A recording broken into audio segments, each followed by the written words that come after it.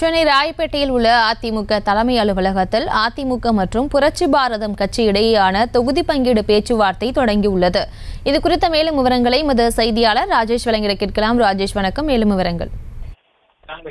வணக்கம். தற்போது அதிமுக தலைமை அலுவலகத்திலே புரட்சி பாரதம் மற்றும் அதிமுக இடையே தொகுதி பங்கீடு பேச்சுவார்த்தை நடைபெற்று வருகிறது. அதிமுக கூட்டணியில் இடம்பெற்றிருக்கக்கூடிய பல்வேறு கட்சிகளை சந்தித்து அவர்கள் தொகுதி பங்கீடு சம்பந்தமாக பேச்சுவார்த்தை நடத்தி வருகிறார்கள். அந்த வகையில் ஏற்கனவே தேமுதிக ஒரு முறை அதிமுக அலுவலகம் வந்து பேச்சுவார்த்தை நடத்திவிட்டு சென்றிருக்கிறார்கள்.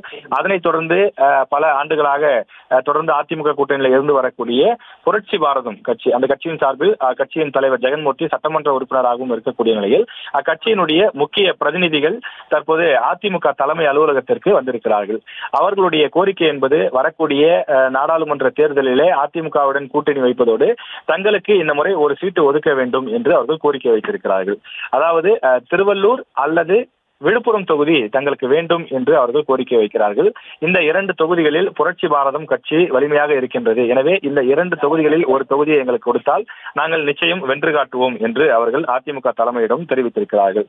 ஏற்கனவே 2 முறை அக்கட்சியினுடைய தலைவர் அதிமுக பொதுச் செயலாளரை சந்தித்து இந்த கோரிக்கையும் வைத்த நிலையில் இன்றைய தினம் அதிகாரப்பூர்வமாக 2 பக்கமும் குழுக்கள் அமைத்து அந்த பேச்சுவார்த்தையானது நடைபெறுகின்றது. நாம் புரட்சி பாரதம் கட்சி அமைப்பினரிடம் சில பேரிடம் பேசிய போது அவர்கள் விழுப்புரத்தை காட்டிலும் திருவள்ளூர் தொகுதியில் போட்டியிடவே மிகுந்த ஆர்வமாக இருக்கிறார்கள். ஏனென்றால் அவர்கள் கட்சி மற்றும் அலுவலகம் உள்ளிட்ட அனைத்துமே அமைந்திருக்கக்கூடிய பகுதி என்பது பூந்தமல்லி பகுதி, திருவள்ளூர் தொகுதிக்கு நெருக்கமான ஒரு தொகுதி. எனவே திருவள்ளூர் தொகுதியை பொறுத்தவரையில் விழுப்புரத்தை விடவும் கட்டமைப்பு வலிமையாக இருக்கின்றது. எனவே எங்களுக்கு திருவள்ளூர் தொகுதி கிடைத்தால் நிச்சயம் நாங்கள் வீரியமாக இறங்கி பணியாற்றவும் வெற்றி பெறவும் வாய்ப்புகள் அதிகமாக இருக்கும் என்று கோரிக்கை வைத்திருக்கிறார்கள். அதிமுக தலைமை அதனை ஏற்குமா, எந்த தொகுதி கிடைக்கும் என்பதை நாம் பொறுத்திருந்து பார்க்க வேண்டும். விவரங்களுக்கு நன்றி ராஜேஷ். செய்திகளை உடனுக்குடனும் துல்லியமாகவும் தெரிந்து கொள்ள சப்ஸ்கிரைப் பண்ணுங்க.